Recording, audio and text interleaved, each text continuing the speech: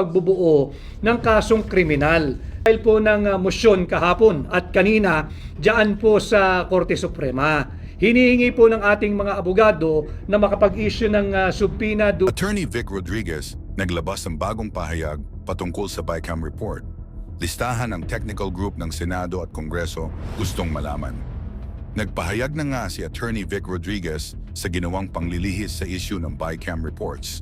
Una nang sinabi ni House of Representatives Stella Quimbo na ang mga nagdagdag ng mga kulang sa BICAM reports ay ang both technical group ng Kamara at ng Senado. Ngayong araw ay nag-request nga si Attorney Vic sa Kongreso at Senado upang makuha ang mga pangalan ng mga taong sinasabi ni Stella Quimbo na siyang nagpuno ng mga blanco sa BICAM. Una nang sinabi ni Attorney Vic Rodriguez na hindi nito lulubayan ang issue sa BICAM report, lalo na't ang ginagawa ngayon ng Kongreso ay inililihis nila ang tunay na issue ng bansa laban sa national budget. Lumipas na ang 3 araw ay wala pa rin raw nangyayaring tugon ang mga ito. Matatandaan natin na binigyan ng 10 araw ng Korte Suprema ang mga ito upang magpaliwanag sa kasong isinampa ni Attorney Vic Rodriguez at Sid Ungab laban sa national budget ng bansa. Ngayon ay tahimik ang karamihan sa issue ng BICAM reports at natuon raw sa impeachment complaint kay VP Sara ang issue. Kaya ngayon ay nagbigay ng ulat si Attorney Vic upang hindi makalimutan ng mamamayan ang issue sa BICAM reports. Sinabi pa ni Attorney Vic Rodriguez na naghain raw ito sa Korte Suprema ng subpoena upang maipatawag ang mga taong nagpuno umano mga blanco sa BICAM reports. Sinisiguro ni Attorney Vic Rodriguez na talagang may imbestigahan raw nila at matututukan ang mga issue ito lalo na't nakatuon ang karamihan ngayon sa impeachment complaint kay VP Sara. Ating pakinggan ang buong pahayag ni Attorney Vic Rodriguez. Kat matatandaan ninyo, sinisisi ni Stella Quimbo na ito raw po ay pinuno, yung blanco ay pinuno nung mga technical working group, yung mga miyembro o pinuno nung technical working staff, yung mga kaawa-awang empleyado na alam ko yung empleyado ng House of Representatives, kayo po ay matitino, mararangal, honest, yung miyembro ng technical working group. Subalit kinakailangan ko lang hingin ito bilang proseso sa aming pagbubuo ng kasong kriminal laban diyan sa kung sino man yung mga nakialam dito sa ating budget sapagkat hindi po katanggap-tanggap na 6.325 trillion pesos na pera nating mga Pilipino ay pinaglalaroan lamang ng iilang elitista at korap na politiko. At bukod po dyan, sumulat din po tayo. Yung sa House po ay natanggap ito kahapon ng 11 o'clock ng umaga. At yung doon naman po sa Senate Secretary kay Senate Secretary Renato Bantog Jr., sumulat din po tayo na humihingi din po ng mga pangalan, ito po yan, ng mga miyembro ng Technical Working Group ng Senado at hinihingi nga po natin ito para naman makita rin natin sino ba yung bumubuo ng Technical Working Group ng Committee on Finance. Dahil nga sinisisi nga nila yan Natatandaan nyo yung isang senador na naguhugas kamay, hindi raw po niya nabasa at hinayaan na lamang niya yung mga staff niya magpuno ng mga blanco. Kaya nga sabi natin, i-demote mo yung sarili mo, i-promote mo yung staff mo. Ikaw ang maging staff, sila ang maging senador. Total, hindi mo ginagawa yung sagradong mandato ng iyong tanggapan bilang senador na pahalagahan, bantayan at susuriing mabuti yung pera at kaban nating mga Pilipino.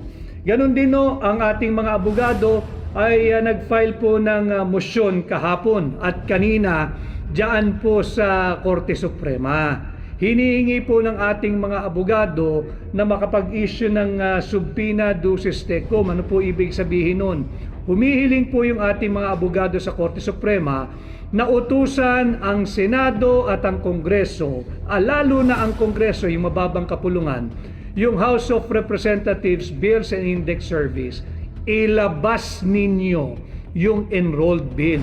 Sapagkat kausap ko lamang kanina si Congressman Sid Ungab, yung aking kapwa petitioner at maisog na kinatawan ng 3rd District ng Davao, si Congressman Sid Ungab.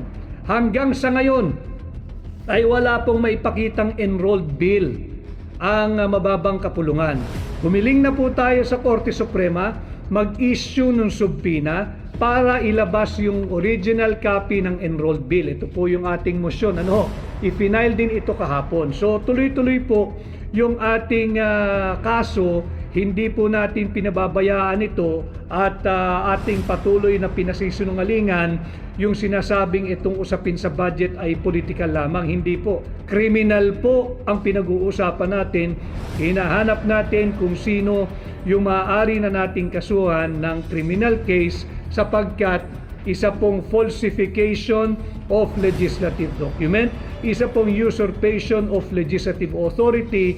Ilan lamang po ito bukod pa sa violation of RA 319, yung tinatawag po nating anti-graft law, ang ginawa nila dito sa hindi makatarungan at unconstitutional na pagpasa ng ating 2025 budget. Binabalik ko po ang usapin sa budget sapagkat ito po ang tunay na issue, hindi po yung impeachment. We're going to tackle as well the impeachment. At kanina nga nagpahayag na si Vice President Inday Sara Duterte, God save the Philippines. Tama po yun, God save the Philippines, at kayo po ay katulong natin sa paglalaban dito sa maanumalyang ginagawa nila sa Pilipinas. Ninanakaw po ang pera nating mga Pilipino. Hindi po natitigil dyan. Bukod sa pera at kaban ng yaman nating mga Pilipino, pati ang posisyon ng pangalawang Pangulo ay nanakawin din nila. Nagyayabang ang mababang kapulungan, halos magti-300 na raw po na kongresista ang pumirma dito sa impeachment laban kay Vice President Inday Sara Duterte. At alam po ninyo, yung 300 na yan, wala po yan. Sapagkat ninanakaw nila ang sagradong mandato ng 32 milyon, ulitin ko 32 milyong Pilipino na tumangkilik at nagtiwala kay Inday Sara Duterte para maging pangalawang Pangulo nating lahat. Ninanakaw po ito ng iilang elitistang mambabatas. 300, lagay mo ng 300 silang pumirma riyan, o less than 300. 300 na elitistang mambabatas ang ninanakaw ang posisyon ng pangalawang Pangulo sa 32 milyong Pilipino na malaya democratically, lawfully, legally, and constitutionally elected Inday Sara to be our Vice President. So ito po ang ating bantayan. At uulitin ko, babalik ko po kayo sa sentro, ang ginawa nilang impeachment case laban kay Inday Sara ay isang malaking distraction. Linalansi po tayo, linalayo sa higit na malaking usapin, yung unconstitutional 2025 budget. Sabi po ni Vice President Inday Sara Duterte, sa huli, ang tagumpay ay ang sambayanang Pilipino. And I agree with her. At yung kanyang sinasabing panawagan, God save the Philippines, lahat po tayo kumilos. Lahat tayo kumilos. Nakakatawa, meron pong basihan doon yung insurrection sa impeachment sa kanya. Meron pang sedition dahil daw siya nagsalita sa isang rally na nagpapahayag ng kanyang saloobin laban sa napakaraming katiwalian na ginagawa ng Marcos administration. Wala pong insurrection doon.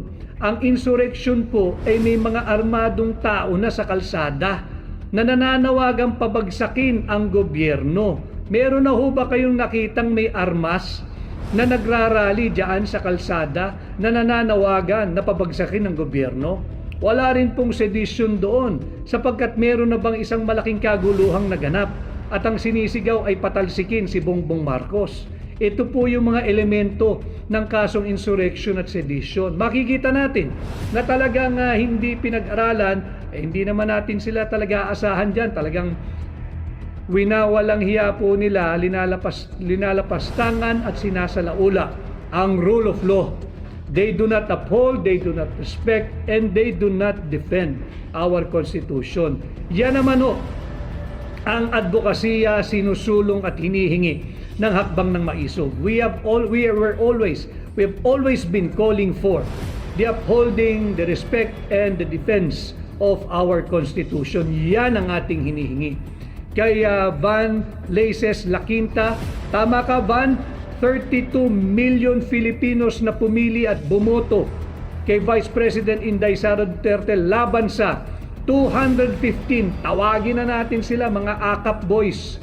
250 na AKAP boys or Ayuda boys. Hindi po sila pumirma sa ngalan ng prinsipyo. Sila po ay pumirma sa ngalan ng AKAP at AIX. Si Zermizak Nicosia. Pumirma lang ang mga buhaya dahil sa pera.